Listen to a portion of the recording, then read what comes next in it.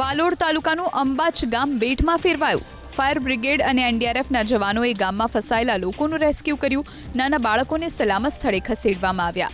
નદી કાંઠે આવેલા પુલ પળિયા વિસ્તારમાં લોકોના ઘરોમાં નદીના પાણી ઘૂસ્યા। પૂરની સ્થિતિ વચ્ચે ભાજપના ધારાસભ્ય મોહન ઢોડિયા અસરગ્રસ્ત વિસ્તારોમાં પહોંચ્યા।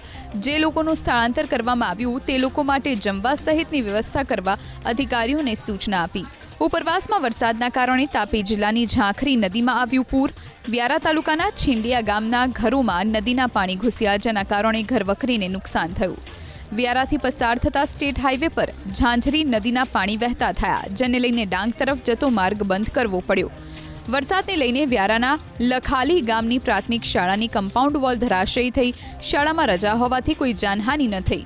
આ તરફ વાલોડ ગામના પમ્પિંગ સ્ટેશનની દિવાલ ધરાશયી થઈ। વરસાદના કારણે સોનગઢ તાલુકામાં અપ્રોચ રોડ ધોવાયો, જેને લઈને વાહન ચાલકોને હાલાકી વેઠવી પડી।